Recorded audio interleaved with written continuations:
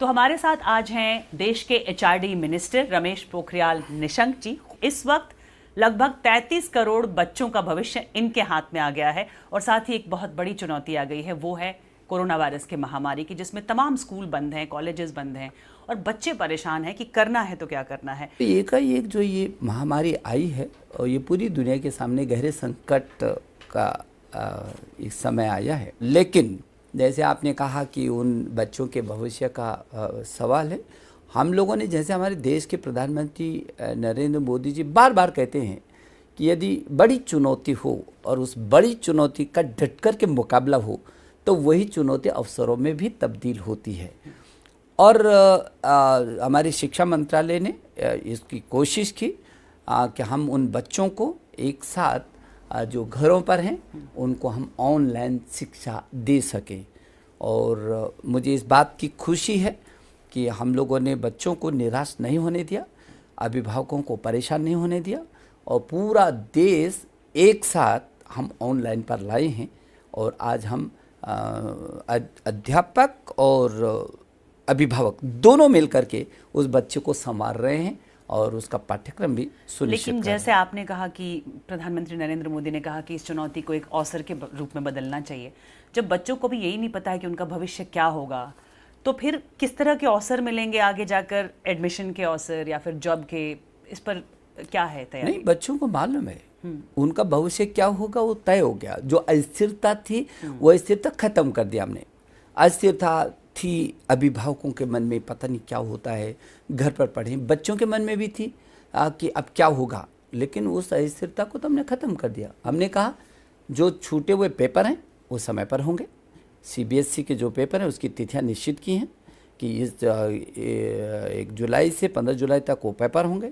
हमने कहा कि जो नीट है, जेईई है, मेंस और मेन के अलावा जो जेईई एडवांस है, इन सब की तिथियों को भी हमने निश्चित किया। आपने एक बहुत बड़ी तैयारी कर ली है जुलाई के महीने में कि जेईई भी होगा, नीट भी होगा, सीबीएसई की परीक्षा भी होगी। क्या बहुत बड़ा टास्क नहीं है सोशल डिस्टेंसिंग के इस दौर में? कैसे करेंगे उतने सारे क्लासरूम का अरेंजमेंट, या कैसे इतने बड़ी तादाद में स्टूडेंट्स एक साथ परीक्षा देंगे? देखिए, हमारे सीबीएसई बोर्ड के लगभग 71 प्रश्न पत्र तो हो गए थे। तो लगभग 1.5 करोड़ से भी अधिक उत्तर पुस्तिकाएं जांचने के लिए हैं। अब जो 29 विषय रह गए हैं, जो प्रश्न पत्र, केवल हमें उनका ही करना है। और उसके लिए भी हमने ये तय किया है कि उनको एक जगह से दूसरी जगह जाने की ज़रूरत नहीं है। वैसे तो सीबीएसई के हमारे लगभग 5000 से भी अधिक परीक्षा के केंद्र थे, लेकिन उनको अब हमने उन केंद्रों पर नहीं जाएंगे बच्चे। अब जाएंगे बच्चे तो अपने ही स्कूल में उनकी परीक्षा होगी। बच्चों के ऊपर बहुत बड़ा दबाव है, अभी परीक्षाओं की तैयारी कर रहे हैं, वो पढ़ाई कर रहे हैं।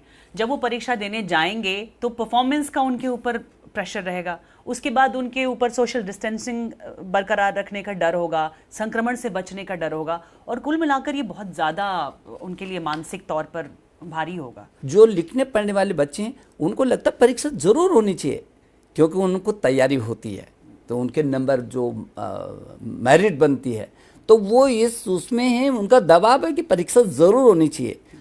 और इसीलिए ये सारी सुविधाएं उनके लिए दे रहे हैं। मुझे भरोसा है कि मेरा बच्चा बिल्कुल तनाव में नहीं है, मस्ती के साथ वो एग्ज़ाम देगा। और फिर इस बीच उसको वक्त मिला है और फिर हमने ऑनलाइन उसको सारी सुविधाएं देने की कोशिश की, जिस सीमा तक भी हम कर सकते थे। लेकिन उस ग्रेट डिजिटल डिवाइड का क्या, जो इंडिया में है? आज भी 23-24% लोगों के ही घरों में इंटरनेट है और गाँव में कई बच्चे तो मोबाइल फ़ोन पर ही डिपेंडेंट हैं, उनके पास डेस्कटॉप भी नहीं होता है कि वो पढ़ाई करें। तो ऐसे में आपको क्या लग रहा है कि सबको शिक्षा मिल रही है ऑनलाइन पूरी? देखिए, अचानक ये जो परिस्थिति आई ये किसी को भी पता नहीं था, और उसको कुछ नहीं मिलने से कुछ मिल रहा है, बल्कि कुछ से और आगे मिल रहा है। हम लोगों ने ये तय किया है कि पूरे ऑनलाइन जो शिक्षा है इन परिस्थितियों में, क्योंकि और कोई विकल्प अभी आपके पास दिखता नहीं है, तो अध्यापकों को मदद से जो हम लोगों ने ये पाठ्यक्रम ऑनलाइन दीक्षा, स्कूली शिक्षा के लिए दीक्षा और ई पाठशाला, इस पर सीबीएसई के भी और एनसीईआरटी के भी सारे कोर्सेज हैं। अंतिम छोर पर रहने वाले बच्चे को भी शिक्षा दें और वो भी वंचित न रहे, हमारी नज़र उस पर है। यदि उसके पास इंटरनेट नहीं है और यदि उसके पास स्मार्ट टेलीफोन नहीं है तो उसको चिंता करने की ज़रूरत नहीं है। उसको उसी ढंग का पाठ्यक्रम करके हम उस स्थान पर लाएंगे। ज़रूरत पड़ेगी भविष्य में तो रेडियो का भी प्रयोग करेंगे। आपको जो ये चुनौती मिली है, क्या उसके लिए शिक्षा तंत्र तैयार था इस चुनौती को लेने के लिए जो आपको विरासत में मिला? देखिए, कोई भी तैयार कहाँ होता, किसको मालूम था ये सब कुछ होने वाला है।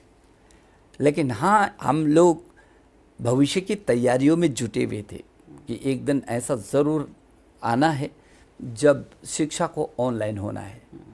एक दिन ज़रूर आना है जब दूरस्थ क्षेत्र में बैठे बच्चे को भी सभी वो सुविधाएं मिले जो शहरों में रहने वाला बच्चा है।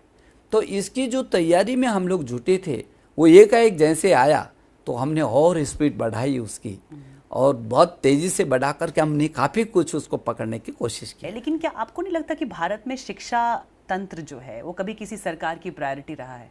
क्योंकि अगर रहता तो इसके लिए बजट ज़्यादा एलोकेट होता, कैटेगरी सी में नहीं रखा जाता इसको। ऐसा क्यों हुआ? ऐसा नहीं है। हमने ज्ञान, जब बाहर की फैकल्टी को हम यहाँ लाएंगे, लेकिन अब ज्ञान प्लस क्या हमारी फैकल्टी भी बाहर जाएंगी। हमारे प्रधानमंत्री जी ने कहा कि बाहर का नौजवान छात्र हिंदुस्तान में पढ़ने के लिए आना चाहिए और हिंदुस्तान का अध्यापक, टीचर दुनिया को पढ़ाने के लिए जाना चाहिए। जिस तरह से 7.5 लाख के करीब छात्र बाहर जाते हैं हर बार, कंफ्यूजन की घड़ी है कि वो ये सोच रहे हैं कि उनका क्या होगा उनके भविष्य का, और आपने कहा कि उनको यहीं पर पढ़ने का मौका दिया जाएगा। क्या इसके लिए इंफ्रास्ट्रक्चर तैयार है भारत में? देखिए, मैं उन छात्रों से और उनके अभिभावकों से, दोनों से मैं अपील करूंगा कि उनको बाहर जाने की ज़रूरत नहीं है। यदि आप ये समीक्षा करेंगे कि हमारा शिक्षा का स्तर क्या है, तो मैं एक उदाहरण देता हूँ आपको। हमारे शिक्षा का स्तर ये है कि दुनिया की शीर्ष जो कंपनियां हैं, उन शीर्ष कंपनियों के सीईओ जितने भी लगभग अधिकांश प्रतिशत वो हिंदुस्तान से पढ़ करके गया नौजवान है। तो हमारा स्तर कहाँ है? यदि वो विदेशों में ज़्यादा अच्छी शिक्षा थी तब तो सब वहीं के छात्र उन श्रेष्ठ कंपनियों को सीईओ होते। लेकिन ये हम गर्व के साथ कह सकते हैं। आपको जब मैं सूची दूंगा, ये कंपनी, और वो मेरा चाहे खड़गपुर से है, चाहे आईआईटी दिल्ली से है, और चाहे मद्रास से है, चाहे मुंबई से है, और चाहे कानपुर से है, चाहे गुवाहाटी से, हमारी जितनी आईआईटी है, आईआईएम हैं, एनआईटीज़ हैं, आईसर हैं, यहाँ से निकलने वाले बच्चा और दुनिया में छाया हुआ है। हमारा स्तर, हमारा एनआईटी है, हमारा आईआईएम है। आप सोचिए 125 करोड़ की आबादी है, आप 33 करोड़ बच्चे हैं, क्या उनके लिए उतने संस्थान हैं? बहुत संस्थान है और बढ़ाएंगे हम इनको। प्राइवेट स्कूल फीस ना लें, क्योंकि शिकायतें आई हैं कि फीस अभी भी उतनी ही ली जा रही है। हम जब शिक्षा दे रहे हैं, जब सब जगह बेसिक स्कूल हैं और उसमें हम फ्री शिक्षा दे रहे हैं पूरे देश में, हम सर्व शिक्षा अभियान के तहत दे रहे हैं, चाहे कोई भी राज्य क्यों नहीं हो, वो सब दे रहा है। उसके जो सरकारी स्कूल है उसमें आने की मनाही नहीं है, तो फिर दिक्कत कहाँ है? जाए ना उन्हें स्कूलों में, नहीं, लेकिन क्या इस नियम कानून के दायरे में प्राइवेट स्कूलों को भी नहीं आना चाहिए? नहीं, वो पढ़े ना। मैं दूसरी बात कह रहा हूँ, पढ़ने के आप छात्र पर केंद्रित होइए, अब संस्थाओं को पर केंद्रित मत होइए। नई शिक्षा नीति की जो आप बात कर रहे हैं, एक कौन सी वो फिलॉसफी हो बच्चों के मतलब बचपन से पढ़ाई से लेकर युवा होने तक, वो फिलॉसफी वो रखें अपने साथ? ज्ञान, विज्ञान और अनुसंधान प्रौद्योगिकी और तकनीकी से युक्त होगी, समृद्ध होगी, लेकिन ये भारत केंद्रित होगी। कौन से भारत का मूल्य जिसकी आपने चिंता की है, इसकी सारी दुनिया चिंता कर रही है। इन जीवन मूल्यों की शिक्षा हमारी प्राथमिकता होगी, जो स्थानीय भाषा में होगी। हम भारत की जो 22 भाषाएं हैं, सभी भाषाओं में सशक्त करेंगे, चाहे तमिल है, तेलुगु है, मलयालम, कन्नड़ है, गुजराती है, मराठी है, वो चाहे उड़िया है, वो चाहे उर्दू है, हिंदी है, संस्कृत है। यह हमारे देश की जो 22 भारतीय भाषाएं, इनको और सशक्त करेंगे।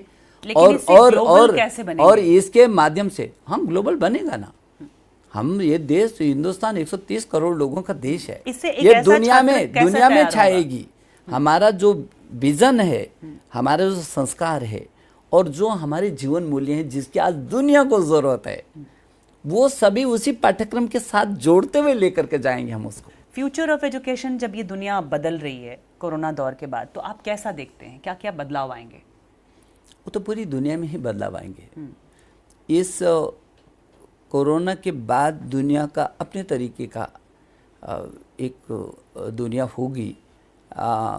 स्वाभाविक ये है कि सभी पूरी दुनिया का हर देश, हर व्यक्ति, हर परिवार इन परिस्थितियों को झेल रहा है और सभी देश अपनी अपनी तैयारी भी कर रहे होंगे। हमने भी वो तैयारी कर रहे हैं, जहाँ हम शिक्षा की तैयारी कर रहे हैं, हम अनुसंधान की तैयारी कर रहे हैं, हम तकनीकी के क्षेत्र में, प्रौद्योगिकी के क्षेत्र में कैसे करके हमको गांव के साथ जोड़ना है, ये सभी हम लोग तैयारी कर रहे हैं। और मुझे भरोसा है कि शिक्षा के क्षेत्र में हमारा देश और समृद्ध होगा, सशक्त होगा। स्कूल कब खुल पाएंगे? स्कूल कॉलेज बच्चे वापस कब जा पाएंगे? हम आशा कर रहे हैं कि 15 अगस्त तक हम उसका रिजल्ट भी घोषित करेंगे, ये नई परीक्षाओं का प्लस जो परीक्षाएं। स्कूल कॉलेज फिर अगस्त के बाद ही खुल पाएंगे? बिल्कुल। क्योंकि कोरिया जैसे देश में देखा गया कि उन्होंने स्कूल खोल दिया, लेकिन अगले दिन ही उनको स्कूल बंद करना पड़ा। हाँ, नहीं, हम अगस्त के बाद स्कूलों को खोलने की परिस्थितियाँ बनेगी।